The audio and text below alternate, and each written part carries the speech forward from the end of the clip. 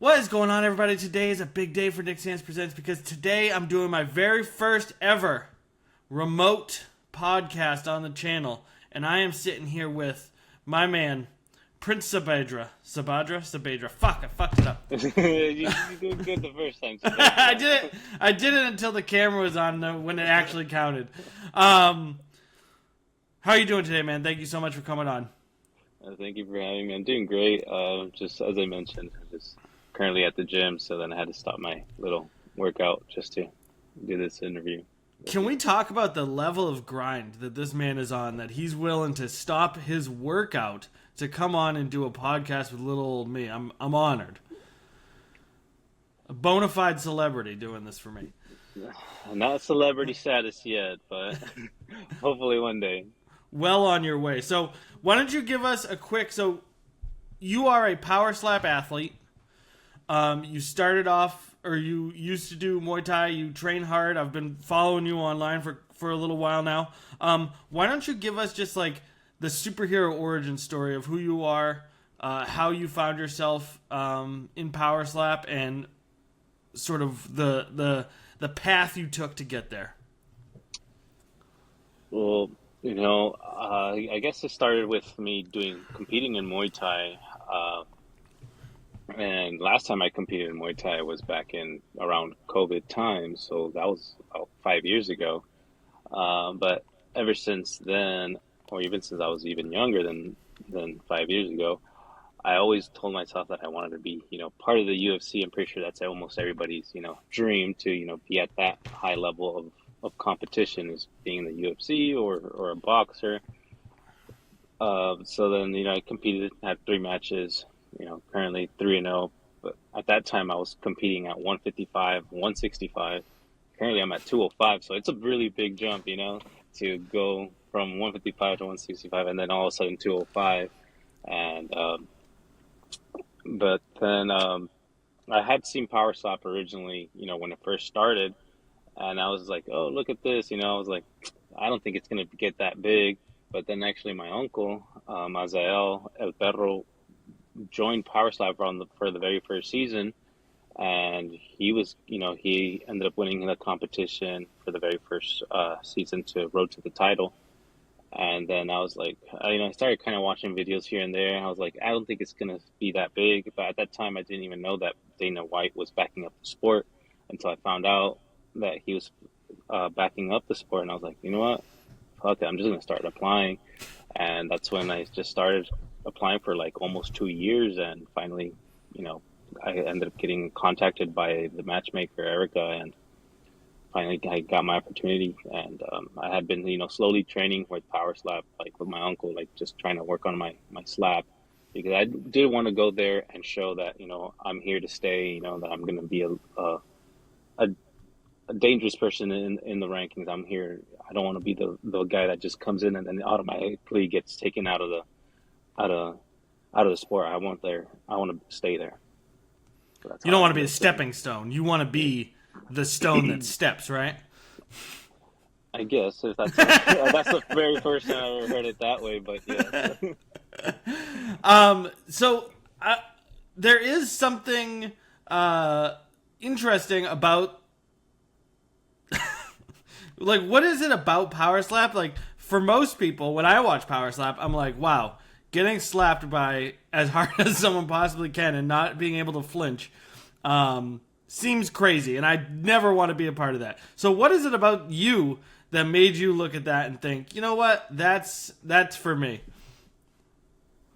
I'd say, I've always loved fighting. Growing up and even until my early adulthood, I was always getting into fights, street fights, school fights, anything you name it, I was there. So at the point where I got invited to one of the live events, the very first live event that they had, and that's when I kind of started scoping out the 205 division. I was like, you know what, this is something I can do.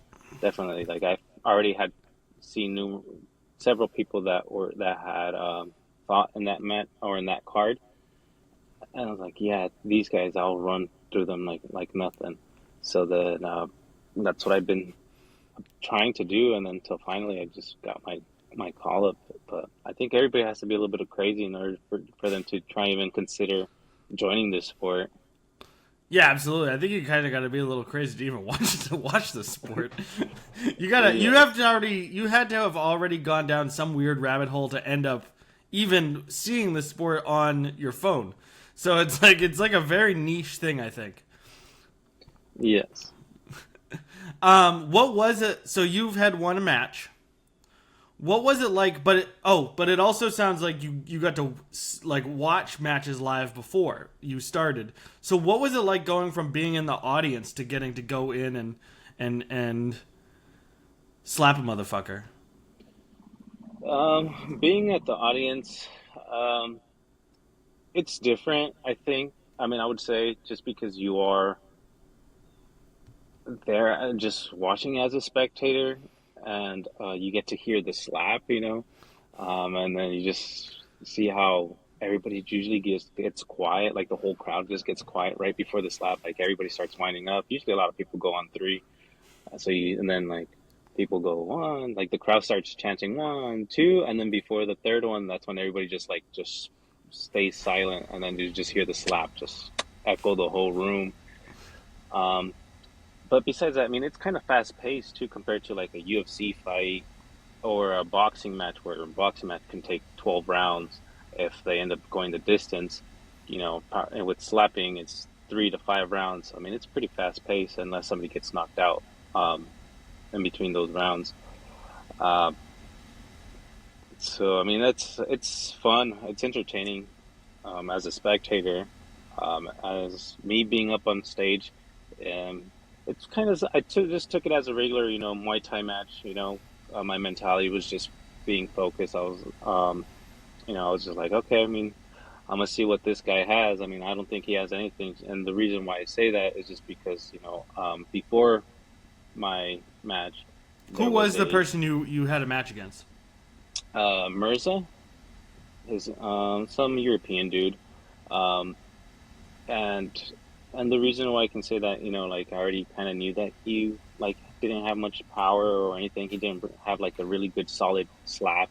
Was just because like before the match they held two training camps, and I was part of the very first one, and he was also part of the very first training camp that Power Slap held. And I was able to observe, the other 205ers that were there, and I was like, okay, I mean, this guy looks big, he looks solid, like, he's got some, like, he definitely, is bigger than me. I was like, power wise, it's not there, it's like, definitely, like, I'll freaking destroy him. Um, so then that's what And ended then up you did. happening. And then I did, actually on the very first lap that he actually gave me. um, I'm not sure if you've seen the match, but like if you were to compare my first slap that he gave me compared to the second slap and third slap, you'll see that on the very first round, I barely even like bite down on my mouthpiece. Like I literally like wanted him to like slap me as hard as he could. Like I wanted him to like put me on my ass, and he wasn't able to do it. And I was just like, all right, I felt your whole power. Like I'm like, here's gonna come, two more solid strikes that I'm about to give you, and like I'm gonna take over this match. But that was just my mentality that day, was just to like really feel his power on the very first slap that he gave, and he couldn't deliver. In your training at all, had you been slapped? Uh, by my girlfriends. But that was the first time you had ever felt getting slapped. You didn't train for that or practice that at all. You went in kind of blind, and that was like the very first time you really absorbed that kind of hit. Yes. As a slap, yes. That was the very first time I ever, let somebody, full on, or I had to allow myself to get fully, like, full on power slap in the Well, face that's the by crazy somebody. thing, right? Because like when you do like boxing, kickboxing, like you're able, like you have all these tools in your toolbox. Like Yeah. it's unusual for you to really get like if you're competing at someone at your level, it's not normal for you to get blasted with someone's full power. Like you're always deflecting, you're always moving, you're always blocking, you're always trying to not get hit. But the goal here is literally to not move at all. And so is that, how do you train your mind for that as opposed to, especially as like a kickboxer who that was never like, the mindset is completely different, right? On that one, I wouldn't really know how to answer that one. I would just say you just have to be somewhat crazy in order to let somebody see, full on slap you, and you gotta I would love, agree. you would have loved to get hit, It's just like for me when I first felt the first slap, I was just like, okay, here it goes, like now it's time for me to answer back and take over round two and three. That was like literally what I was just thinking, and then I just kind of laughed a little bit because I was like, that was it, like literally, like I didn't even brace or anything. I was like, I didn't even like, and I let you like fully hit me as hard as you could, and you still couldn't even put me down. I was like, all right, now you're not gonna move me at all for the next two rounds. I mean, that was just like what went through my mind up while I was on stage. So is there anybody in the 205 class that you think can do that, or do you think that you're just the peak, you're it? At the moment, I would say the person that would give me the hardest trouble, or I think I would have a really hard time, would be Russell. I think that as long as he can keep a really clean match, I think I would have the most trouble against. But so far, um, I've scoped out the other 205ers. I mean, I'm not sure yet. I mean, I've seen their videos where like their chins have been tested, and I'm just like, well, now it's like for me to try and go against their rivals to see how powerful they are. Because like for example, like as I mentioned, the very first slap I received was just a full on like fully relaxed Esteban up on stage, and they couldn't put me on my ass, and I was like, all right, now I'm gonna be solid. You're not gonna move me now, and like, and you saw the big adjustments, on the videos or in the match where like second, third round came, and I'm just stiff as a rock up on stage. Did the who do you think is like, who's your next opponent? You think who's the person that you think you're fighting next or matching with next? Is it a fight? Do you call it fighting? I don't really know. Well, we call it fighting because even in wrestling, they still say fighting too. So I mean, even though technically it's not a fight, I mean it's just a slap match. But I mean, it just depends on who you speak to. I mean, a lot of people don't want to call it a fight, but as I mentioned, wrestlers call it, their matches fights. Yeah, I would call it a fight. I mean, anytime someone is touching me in a way that is not nice, I would consider that a fight. No, So correct. that makes sense. Um, so who do you think is like your next opponent, or who are you hoping that you get to go up against? I mean, I want somebody in the rankings. I mean, if it's 6, 7, 8, 9, Actually, whoever. I we mean, should word this better for social media. Who's the next person that you plan on tearing up in the slap power slap community? I want anybody. I mean, I want what is it? Garrett Blakesley. I want Delvin. I want T.J. Thomas. I mean, any of those three guys. Like I said, I'm here to stay in the rankings. And I'm here to prove to anybody that I'm here, that I'm going to be a dangerous person up in the 205 division.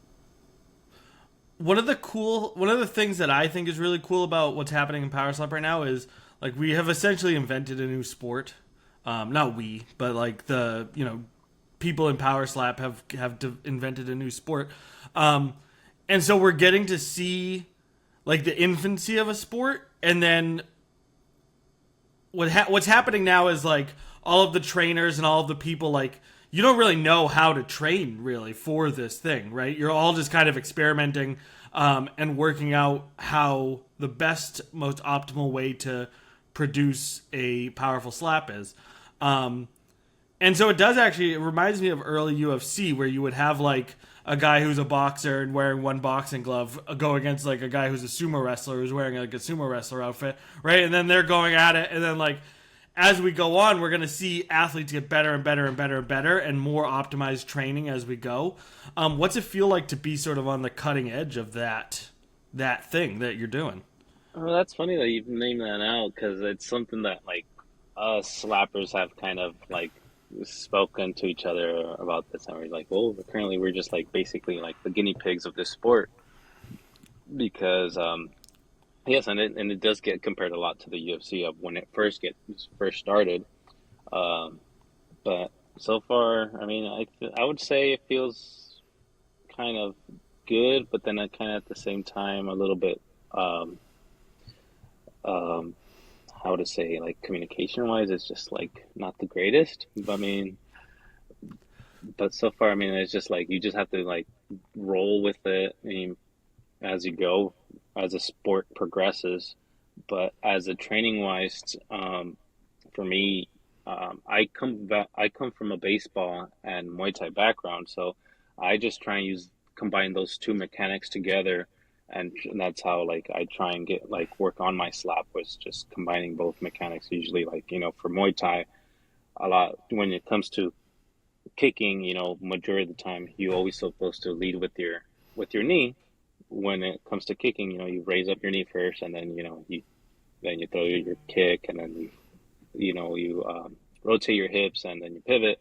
So it's kind of like the same thing. I'm taking it, but instead of obviously we're not kicking, I'm we're slapping. So I'm using it as leading with my elbow, as kind of like the same mechanics, and then just kind of like baseball as a pitching as I did pitch previously back in high school. So I'm combining the same mechanics um, and that's how I have my own little unique slap. But then the training wise, it's just weight training, same regular weight training, I guess, as I everybody. feel I feel like something like a hammer thrower or a discus thrower probably would have like a good they would probably understand like rotation in a way that most sports don't. I mean, baseball is probably pretty similar. Like swinging a bat is probably pretty similar to like trying to generate as powerful a slap as you can. Same with maybe golf, I would think. Because you can't move your feet at all, right? That's like one of the rules. Correct. You cannot move your feet, and that's just something that you do have to train your mind to. As I think when I first started working on my slap, obviously, it's always rotating your back leg or my right foot, which my back leg is usually my right foot, and but over I think just over a month or two that you literally you just start working on it, your body gets used to it because then you just have to train your mind to like not really pivot. Do you have do you have like a coach or anything that you're working with that's helping you figure this out, or are you just kind of doing it on your own, or like how are you progressing yourself, or like how are you thinking about it? So yes and no. So I do go from time to time back with my Muay Thai coach, and my Muay Thai coach, he is or he was back when Michael Chandler was in Bellator. He used to be his coach, um, his striking coach, but then Chandler moved back to Tennessee, and Chandler used to live here in San Diego. If a lot of people don't know that. And then he also trained Kat Zingano back when she was in the UFC. Um, and then also Jeremy Stevens back when he was in the UFC. So I mean, he does have a good amount of fighters under his belt.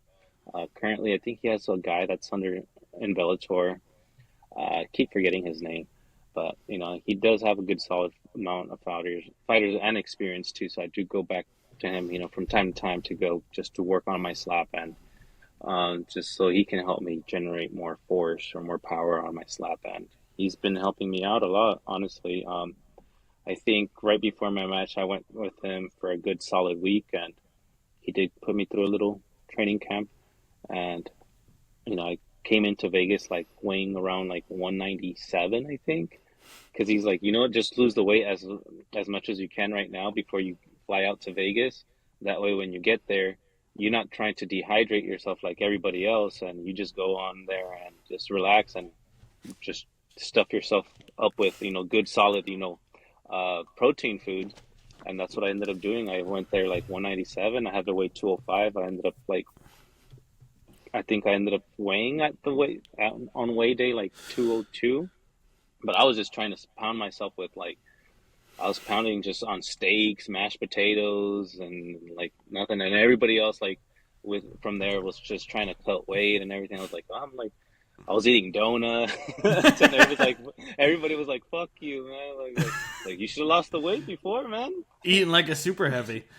Oh yeah, I was eating. I was like I said, I was eating steaks like for breakfast, lunch, and dinner. I was eating steaks 3 times a day, and people Hell were like, yeah.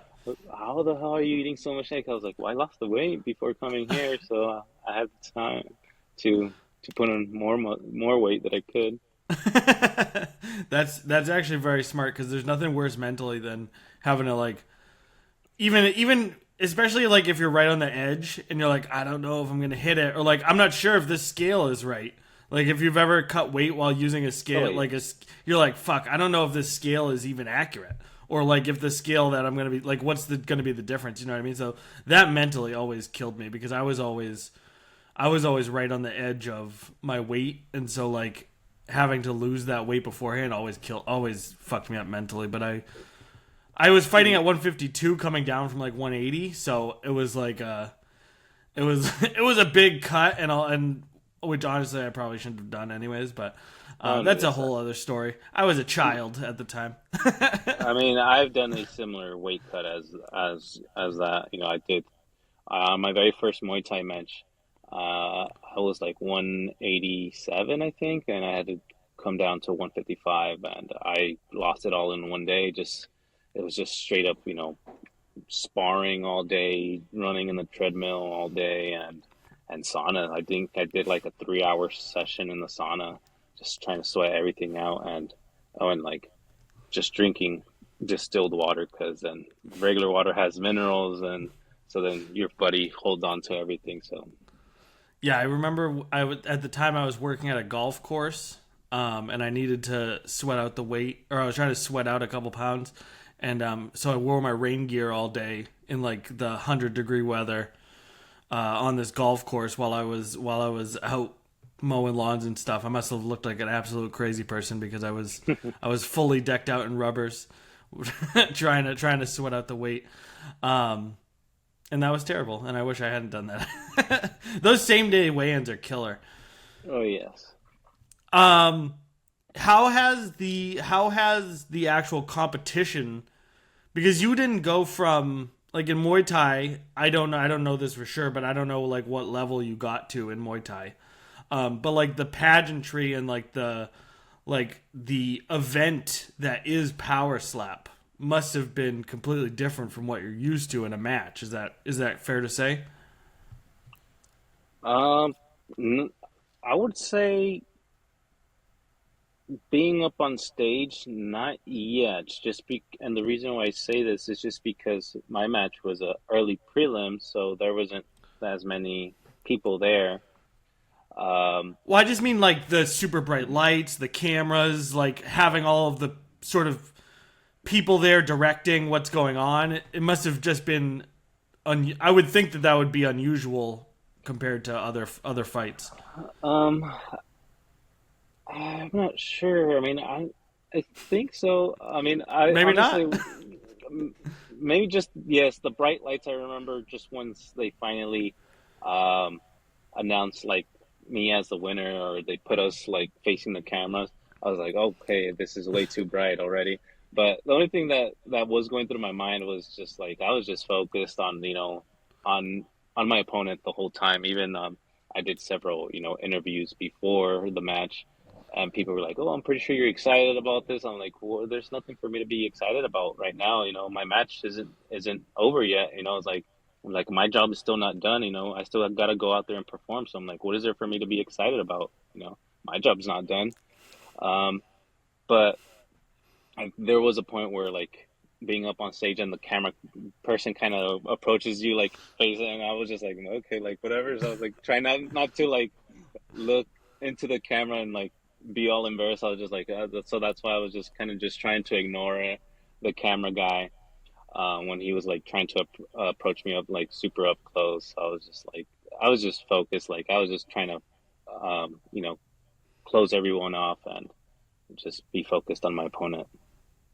That makes sense. I mean, it is like this must seem like a pretty big opportunity. You know what I mean? You don't want it. You must be super focused, less on having fun in Vegas, or even just like looking at the whole event and how exciting it is. You must be just like at the end of the day, the goal here is to get up there and slap this dude as hard as I No, can. yes, no, yeah. So at the end of the day, it was me. Like, a lot of people, they were going out drinking, and everything. Throughout the whole week that we were there, and I'm just like, whoa, like these people are just having fun because they were like a lot of people. They were like their very first time in Vegas, and I'm like, well, I'm just focused on my thing, and I was like, I've still got to perform, and I have a statement to make to the matchmakers that I want to be part of this sport and I want to stay in this sport and I want to make the rankings, but now they did put me in the rankings now, but I'm like I still believe that I still have to prove myself a little bit more, and the reason why I say that is just because I didn't go up against the number 10 that was before me, and I had to message Tim at one point, the number 10, letting him know, hey, dude, like, just letting you know that, like, I've been hungry for this shit. I've been training fucking hard. Just be prepared if we do get a match. Like, just be prepared. Like, I want you at your fucking best, at your best game. And he was like, let's get it, big dog. He was respectful enough, to just be like, let's get it, big dog. But, then they bumped him off the rankings and they put me up there. So I'm like, okay, well, I'm not sure if they're ever going to match make me with him, but if they do, I've been ready. But as I said, I want 7, 8, 9. That way I can prove myself that I do belong in the rankings. Is that so? Again, the sport is fairly new, and so the rankings must seem because I don't know how many years has Power Slap even been going? I think they're in the third year. Third year. And then how long? Do you have any idea how long it's been like happening before it was like officiated in the way it is? Um, Here in the U.S., it's just the 3 years. Somewhere up in like Europe, Eastern Europe, it's been for a longer time. But I'm not sure for how long. Maybe 7, 8, maybe Yeah. 10 years. I'm not So not quite that too sure. long either way. So even so, the rankings really. I mean, the rankings. I don't want to. I don't want to say this in a way that's disrespectful. I don't mean it in a disrespectful way, but it's like the rankings are kind of meaningless because there's no like. This is really the first time we're seeing like athletes put into it. You know what I mean? Like I feel like a lot of the people before were just like big dudes or just um, like at least I should say too that I've mostly just watched the super heavies because I'm friends with Zach Lansing, and so I've mostly watched the super heavies. But it seems like most of them didn't come from an athletic background; they came just from like just being big guys, getting in the thing. And so like I feel like in Zach's case, and maybe in your case too, like this is like the first injection of like real athletics into the sport, and so the rankings at this point are so kind of ethereal, like they're kind of up in the air, and we're not probably going to see real like sort of legends of the sport emerge at this point until for the next few years, I would think. Is that what do you think about that? Well, I haven't really put much thought into it, but I would say maybe um, just because I'm it just is thinking like still because growing. at the end of the day, what is going to draw athletes to it is money, right? Correct. Before that, it's either you have to be fucking insane to go do this for free, right? Or like you need to be like there has to be something fucking like like the draw here to me for athletes is gonna, in my opinion, is money, right? That's why all of our greatest athletes go into football, right? It's why we don't have. It's why the U.S. doesn't have a great soccer team. It's because all of our fucking number one athletes go into football or basketball. Um, and so, like, as we start injecting money into this sport, is going to start bringing athletes of a higher athletic caliber that are going to turn the sport into what it will eventually become. So, and so, I just think, like, as we're seeing it now, the rankings don't really mean maybe that much because we're constantly getting new people trying it out, and we're constantly seeing more and more people come into it with athletic backgrounds that are going to upset the rankings in ways that like we probably haven't even thought of yet. No, yes, I agree with you on that. Um, just like I said, just having getting recruiting people with more um, athletic backgrounds. There's a lot of people do have the athletic backgrounds if you look outside of the super heavyweights or the heavyweight. Um, but it's just like more, just like high school wrestling or example baseball or football. It's like no, we need like somebody with a full on contact sport or background, which in that case was as you mentioned Zach or myself or other. There's a couple few. I think Russell was also and Wolverine were come with full contact sports and who else? What's his name? Robert Trujillo, the champion. He comes from a MMA background too, but it's just all about the the new athletic people that are going to be coming into the sport. Is just that they have to prove themselves when if they ever do get called up for the training camp. I think a lot of people look at power slap as not like a real sport, not a real combat sport. I don't feel that way. I mean, I think anyone who's willing to get into the ring and do that at any level, if at any level, like to me, anytime anyone's willing to put their body on the line, like it's a real legit thing and it should be respected. But I feel like a lot of people don't give it the respect or the seriousness that it deserves. Is that your experience? And how do you, if it is, how do you think people are going to change that? I think just with being more rules to being consistent or enforcing the rules a lot more just because and I can go back to like with the UFC when it first started, back when the UFC first started, people didn't recognize it as a sport. They would say that this was brutal for two guys going up against each other, being the fuck Human out of each other. cockfighting. Yeah. And then, back then when it first started too, the UFC would have allowed, nut shots until they finally, banned that. You know, at least here, you obviously, you're only getting slapped to the face. So luckily you're not getting, slapped in the nuts or anything. But, That's the next sport. That's where that's we the can next take sport it. right there. So nuts allowed. But I think anybody that that has their doubts about this sport, I just highly recommend or suggest for them to go to a live event because it is a lot different, being there at a live event as a spectator than just watching it off of your phone or your TV. Because then everybody, the whole crowd is just roaring when when somebody gets knocked out or even just when a slap gets delivered, just on how the slap echoes the whole room, everything. Everybody's just jumping out, up and down from their seats. Like you don't see nobody just sitting down on their seats. Everybody's just, uh, you know, jumping up and down from their seat. Uh, but to me, how do I view this sport? Would just be like, just kind of like the same thing, when the UFC first started, and a lot of people do make the bad suggestions or say like, oh, you're just doing this and you're gonna get, brain damage eventually. But I'm like, in my opinion, or the way that I see it, I'm like, you're just getting slapped, across the face.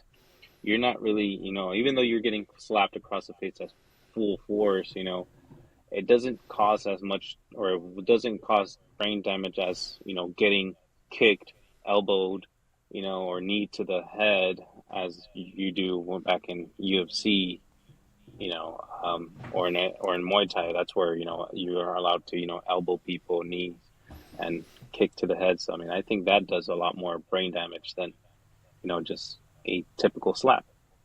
But I that's just totally my agree. I think the brain damage thing is way overplayed because we have the. I mean, like you said, you didn't even do any sparring leading up to this. Like you weren't getting slapped in training, and then you only take 3 slaps. So like, compare that to any boxing match, any yeah. MMA match, any kickboxing match you've ever been in. I mean, you've probably taken more hard hits in sparring than you took in slap so far. You know what I mean? And that's not even in competition. I don't think the brain damage thing. Um, I don't think that that's a really a contributing factor long term. Because it's also not like your because I think a lot of times what happens with brain damage in combat sports is like you're sparring and you're getting hit hard, um, but not enough to knock you out, and then you go to competition and then you get hit hard on top of what you've already got. Whereas with this, it's like you're gonna take 3 shots. If you even if you get knocked out, you're gonna have a huge rest time before you get really hit again. Whereas with Right. sparring, I mean, I'm sure you were sparring every day when you were getting ready to train for a competition in a Muay Thai match, right? Correct. Yeah, so I feel like the number of actual shots you're taking is so minimal. I don't really see that like long term you're gonna see a lot of brain damage from this at all. Oh yeah, me neither. I mean, I don't think there's going to be any brain damage unless, somebody does, commit a really bad foul where they go and like hit you like right on the, on your head. Just for example, like that match that happened. I mean, there was no brain damage, but like, which was a really bad strike, and she ended up breaking the other girl's nose. But it was just like a complete, strike to the across the nose. It was like nowhere near the, the face or the side of the face. It was just all in front of the face. I mean that could be a risk but that's where people are like, oh, well, I don't want my nose to be broken. And I was like, well, I guess that's just a risk that comes along with the sport. But I think just a lot of strikers need to clean up on their slaps, and that way, in order to make the sport a little bit more cleaner. I've seen in the competition, it looks like you guys wear are they? I know you wear earplugs, Correct. and it looks like is there? Do you put something in your nose or in your mouth or something? Is there anything other than the ear? And what do the ear like? Why do you wear the earplugs? Just So the earplugs is in order to prevent disrupting your eardrums, or blowing out your eardrums. So that what basically is because a lot of people, they still slap like this. I'm not sure if you can see it on camera, but which you're technically not allowed to. So you're supposed to slap like this. So imagine getting slapped like this. You're gonna rupture somebody's eardrum if nobody is wearing the earplugs. But then we also wear mouthpieces, as any other sport or contact sport is mouthpieces. But no, but nothing in our noses. okay. I don't know what. Maybe I saw. Maybe that was post fight. I saw someone with something in their nose. I wasn't sure. Um, Maybe. I mean, I know they have like little cotton swabs for if somebody does start bleeding. do you have Like, any? Do you wear any like wrist guards or anything like that to protect your hands or your wrist? Support your no, wrist at all? No. no, I'm not sure if you're allowed to, just because then it's going to give you a tighter wrist. So then it might, help you distribute a little bit more force to your slap. So I'm not sure. I mean, I haven't seen anybody, put on stuff on their wrist. Taping wrists or fingers or anything. No, no. I wasn't sure. I'm just curious. Yeah, I mean that's the first time I've ever been asked that question, so I'm not even sure because I nobody has mentioned it up. So maybe it's allowed. Maybe I don't think so. I mean, if I was doing the rules, I wouldn't allow it just because then it gives your hand like a little bit more solid and not that much flexibility. So Right. I mean, but yeah, I like the what one of the things that I actually think that getting slapped must suck. But I feel like my biggest fear is that it must kill your hand to slap that hard. well, you can for me like I conditioned my hand, and I was conditioning my hand similar to how I was doing it back in Muay Thai when I would condition my legs. I was hitting, the tires. I was hitting, solid wood just to try and get, generate force, or, that way when I do deliver a full on strike, it doesn't sting my hand. And then plus I had a paddle too, like a weighted paddle or striking paddle that my coach gave to me. And he said he got it from Russia, that one of his friends gave it to him. And that thing was like super hard where you would strike it and it would condition your hand. So I took it with me, and I was like helping a couple of the guys just to condition their hand, and then they were like, "Oh, this shit hurt. This shit like it hurts your hand." Rather than the little taekwondo like little clappers that you hit, and then they just make little really big sound, big noise. But those are not even that hard. There's just they're just cushions. So the one that I had was like a really solid one, and it would just like condition your hand down. So that's what I had been doing. Do you use that dog paw shit? Have you seen that stuff? No, It's what is that? it's like this hand conditioner you put on that like makes your like builds up calluses and like builds up the skin on your hands. I guess they use them on. It's like a medicine that's they put on dogs' paws to make their paws like more like tough or whatever. And you can I guess people have been using it on their hand. Like rock climbers use it. Like people who need like durability on their hands, they use this shit. I think it's called dog paw. I don't know. No, It's just I have some not. herbal I shit. haven't. No, I've never. I've first time I've ever heard it. So All right. no.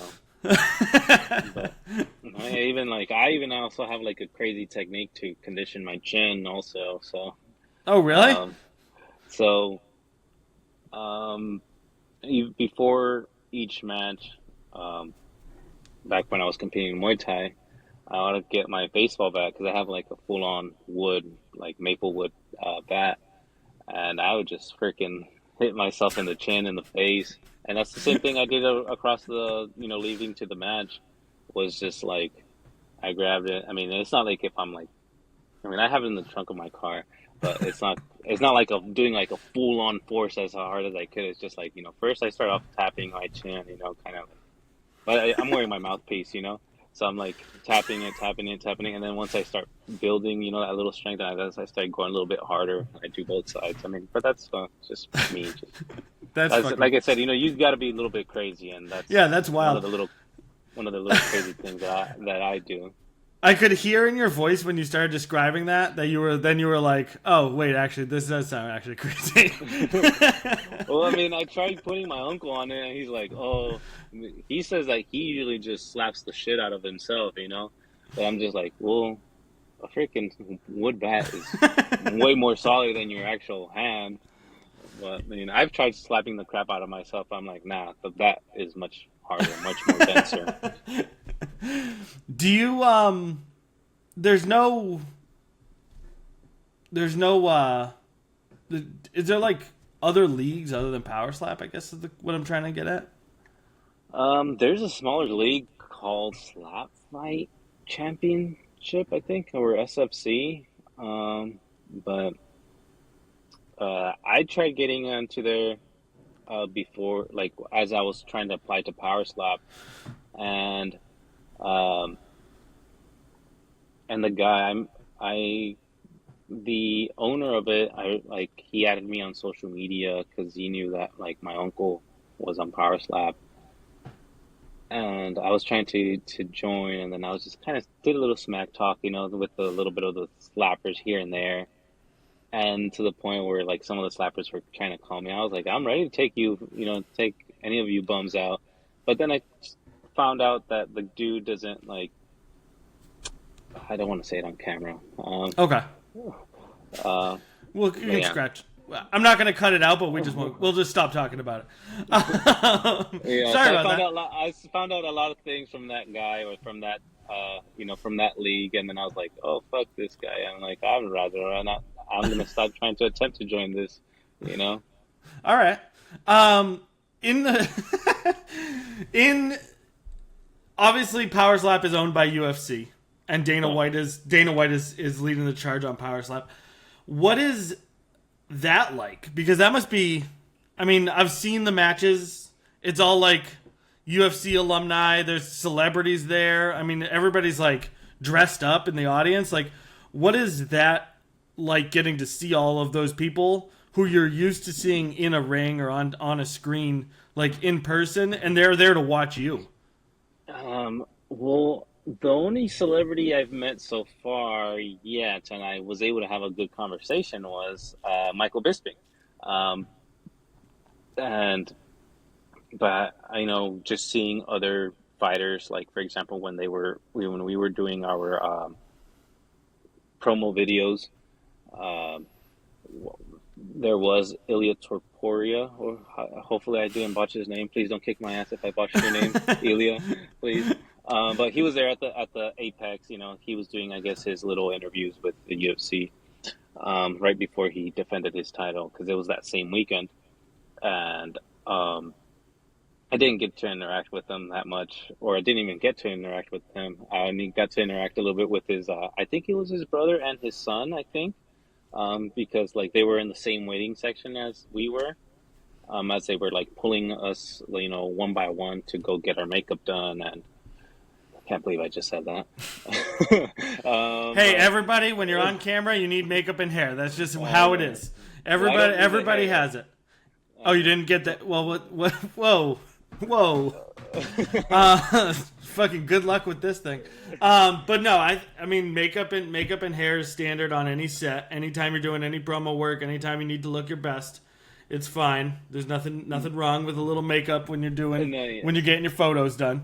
No, yes. And the good thing is that they actually did our makeup just because that day or the night before, like I had like the biggest pimple like right on the, like my forehead. I'm like, why would it go do now?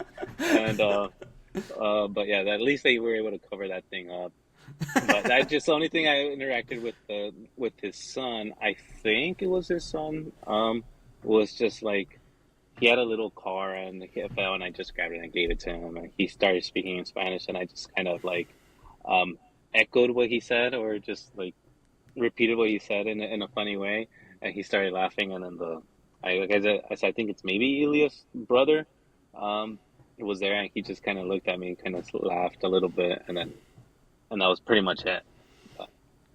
Um, but with Michael Bisping, you know, going back to Michael Bisping, it was just like he was like asking me questions about my personal life and what did I think about my opponent. I was like, well, I don't know anything about my opponent, so like I have nothing to say about him.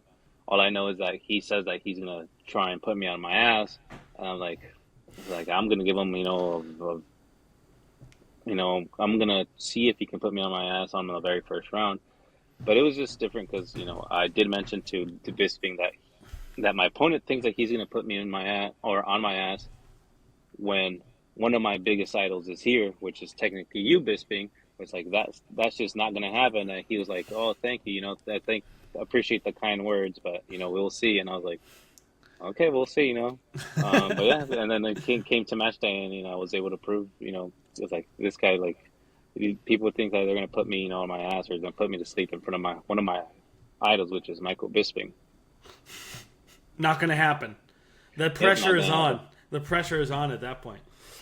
No, yes, and then even Bisping, like on the match video, he was like, "Oh yes," he's like, they mentioned like, "Oh yeah, yeah." Someone says that he's not gonna be knocked out, in front of his idol, which is you, Bisping. It's like, well, okay, well I'm here. Well, let's see if that happens.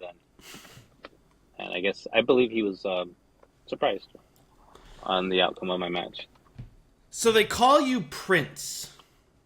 Correct. Is that because you love Prince, the musician? Um, no, I've been called Prince um, growing up. It was just a nickname that friends gave me from technically saying growing up, they said that I looked like this singer, not Prince that we know of, this singer called Prince Royce, and they said that I look like him, and I was like, I don't see nothing that I look like him, but I mean, it just the nickname stuck, and then like it's just it was just something I was willing to roll with, just because a lot of people just know me by Prince, like um, sometimes like even I'll introduce myself and I'll be like, oh, Prince, and because it's just much more easier than rather than having to say, oh yeah, Esteban. So just people call me Prince. Pono, which he is in the heavyweight division, he's a good friend of mine. In December would be 10 years that we've been friends, and he still calls me Prince. Yeah, and like I said, we've been friends for 10 years. Let me just turn on my car because my phone's about to die, and let Oh, me of course. connect this thing. Ba-ding, ba-ding. Sorry about that. No, don't worry about it. Sorry to keep you for so long. Um, I just got a couple more questions. I was actually hoping that you were named after a singer, so that way I could ask you if they called you that because you're such a good singer. Are you a good No. singer? No, you're not. All right. Well, Well, I I'm was. not sure. I think so. I am not a good singer, but I don't know. From time to time, I'll go on full on the car when you're by yourself or in the shower. The typical, normal stuff. Karaoke, a little bit of karaoke action. Yeah. Do you ever? One of the things I like about Power Slap, and one of the things I think that it lends itself really heavily to, is shit talking, because I love shit talking. Okay. So all I was saying was I think shit talking is like really fun, and I think it's just like such a good part of the sport, even if you don't necessarily like when you're shit talking your opponent, like afterwards you guys are gonna hug and high five or whatever, right? And it's just to build the tension, but like I do think that power slap lends itself to shit talking in a way that a lot of other sports don't. And so I just want to get do you enjoy that aspect of things, or are you more of like, I just want to fucking get in there and hit somebody kind of person? I'm more of a just want to get there and just and fuck anybody up.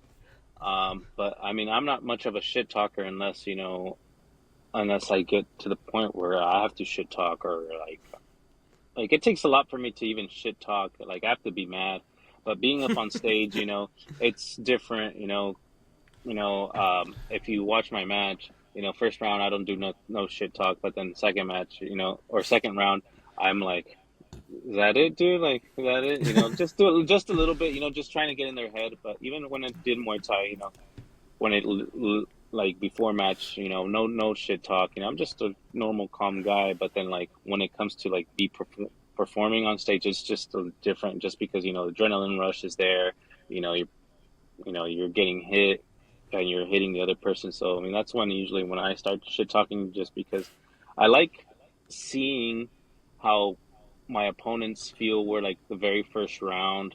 Like I usually, even in Muay Thai, like I usually let my opponent take the very first round, and then I'll come back and then take second and third round, just because I love like their reactions of you know how they feel super confident. I'm like, oh yes, this is gonna be an easy match for me. But then I come back and I just like slowly start tearing them apart, like just and seeing like that excitement just like fall off their face. And then when it comes to the you know being announcing the winner, just like they think they still have that they're still winning in their books, and then all of a sudden the announcer calls my name. It's just like that's like the best feeling for me, when it's like you just see their facial reaction where they're all like sad, where to the point where they just want to cry. And that's just like, to me, that's just like the best feeling in the world. I just thrive on that. When So you've that's the fully broken them, when you've Oh broken yes, them like mentally and physically.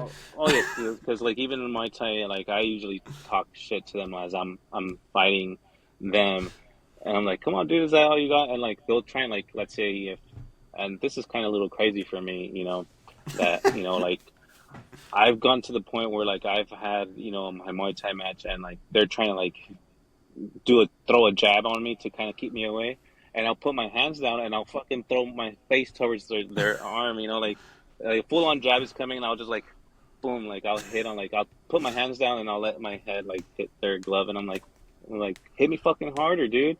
And but like I said, I like to like play that mind games with them. Um, Well, I'm sure so it's that effective. I'm sure it's uh, but effective. but like I say, that's just, to me, that's like the best feeling when it comes to fighting. Well, I like that the UFC is actively trying to get wrestlers involved, because wrestlers are so good at shit talking and they're so good at promo, because that's like such a part of the sport, such a part of wrestling. So I think it's going to be very kind of exciting to see that sort of side of things in Power Slap. I think that that'll be a cool addition to Power Slap as a sport. Well, yes, I mean you get to see that entertainment side of As people, a and fan, I'm not an athlete, obviously, in the sport, but as a fan, I think that that's like very exciting, and I think it adds to the excitement. no, yes, of course, especially just because also wrestlers do have a pretty nice, fan base already that they kind of established within their hometowns or all the other cities that they usually go and have matches. Uh, but it's just their job is to be go out there and entertain the crowd. So like combining, or I think that they've done it for so long that you know for them it's been already engraved, or that's part of their personal personality now, or part of their personal life now, that they already know how to kind of entertain a crowd. As you see, the very first match, Stunt Marshall and Dante Smiley, I believe. They're walking out, they're trying to entertain the crowd. Stun Marshall, he's like saying like he's gonna first snap him like a twig or something. I mean, I think that's what I understood from the video. Um, and so I'm like, he's trying to work up the crowd, and even on the face-offs, like they had them facing off, and then dude like starts ripping off his shirt like Hulk Hogan, which was pretty funny. But at the end of the day, fans love that, so it's good for him that he's able to bring some of that energy into this sport, because I believe um, if you didn't have that type of energy in this sport, then it's just going to be pretty boring, where everybody's just going to be all serious, and then not really many people would watch the sport, I believe. I've always said that there's there's two ways to be seen as like really good in combat sports, and that's you can either be really good at combat sports or you can be really good at talking shit, because then everybody's gonna pay to watch you get knocked out. Sure. All right, man. That was it. Is there anything else you would like to say? Where can people find you? Who's next on your radar? Who are you looking to knock out next? Just give us the rundown, the full rundown, the full parting words. Just follow me on Instagram as Prince Sabedra, TikTok Prince Sabedra as well. My next opponent, like I said, 789. Garrett, Delvin, or TJ. Just be prepared. Awesome, dude. Thank you so much for doing this. I really appreciate it, and I hope you have a wonderful day. Go get your workout done, and we'll talk to you later. All right, thank you, man.